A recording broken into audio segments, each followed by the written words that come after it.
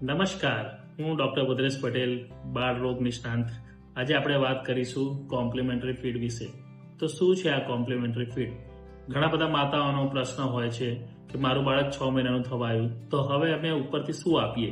મારે એ જ કહેવું છે બધા માતાઓને કે જ્યારે બાળકને 6 મહિના પૂરા થાય તો શરૂઆતના 6 થી 7 મહિનાની વચ્ચે આપણે પહેલા શરૂઆત નોર્મલ પાણીથી કરવું જોઈએ.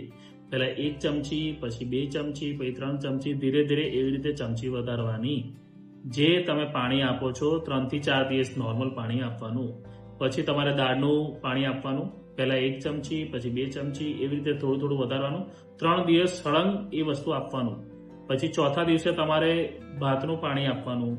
એ બી 3 દિવસ એ રીતે સળંગ આપવાનું. એવી રીતે 3 દિવસ કરીને જે બી આહાર આપો તમે તે તમારે ધીરે ધીરે આપવાનું, તાકી આપણને ખબર પડે કે બાળકને એ પાચન થાય છે કે નથી થતું. તે પહેલો 1 મહિનો 6 થી 7 મહિના વચ્ચે પ્રવાહી ઉપર જ વધારે ભાર આપવાનું. જોડે માતાનું ધાવણ અથવા પાવડરનું દૂધ જે બી બાળક લેતું હોય તે તો ચાલુ રાખવાનું જ. 7 થી 9 મહિના વચ્ચે બાળકને થોડુંક જે બી તમે આ પ્રવાહી આપતા હતા એને થોડું ઘાટું કરવાની જરૂર છે.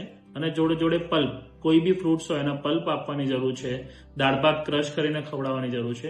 એ બધું તમે થોડું થોડુંક આપી શકશો. 1 થી 2 ચમચા, ધીરે ધીરે વધીને અડધી વાટકી સુધી પણ જઈ શકાશે. જેટલું બાળક લઈ શકે તેટલું આપવાનું રહેશે. જોડે માતાનું ધાવણ તો ચાલુ રાખવાનું જ રહેશે. હા, ઘણી વાર એવું થતું હોય છે કે બાળક મોઢામાં લેવાનું બંધ કરી દે, તો એ આપણે સમજવાનું છે કે બાળક હવે ના પાડે છે, બાળકનો આગળ જગ્યા નથી પેટમાં કે હવે લઈ શકે. એટલે આપણે ફોર્સફુલ ફીડિંગ કરાવવાની જરૂર નથી. જેટલું બાળક લે તેટલું જ આપવાનું રહેશે. બાળક જ્યારે 10 થી 12 મહિનાનું થાય તો એકદમ સેમી સોલિડ તમે થોડું થોડું ચાલુ કરી શકો. જાણે કે કોઈ ફ્રૂટ્સ હોય તો ફ્રૂટ્સ એને થોડું થોડું ટુકડા કરીને આપી શકો. રોટલીને દૂધમાં ડુબોળીને આપી શકો, યા દાળ ભાત થોડા થોડા આપી શકો. એવી રીતે બી કરી શકાય. જ્યારે બાળક 1 વર્ષનું થઈ જાય તો આપણે જે ખાઈએ છીએ તે બધી જ વસ્તુ બાળકના થાળીમાં આપીને આપણે ખવડાવી શકીએ. પણ હા, આપણું ધ્યાન હોવું જોઈએ કે બાળક કેટલી ક્વોન્ટિટીમાં અને કેટલું સાઇઝમાં લે છે. એના નાનકડા બચકા લઈને આપવાની જરૂર છે. બાકી આપણે ખાઈએ તે બધી વસ્તુ આપણે 1 વર્ષ પછી બાળકને આપી શકીએ. હા, બાળક જ્યારે 2 વર્ષનું થાય તો પછી તો એ એકદમ રૂટીન એ જાતે જ ખાતું થઈ જતું હોય છે.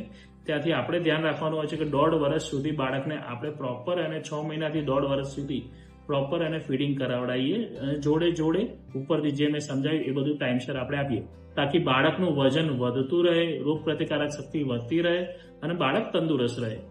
Thank you so much.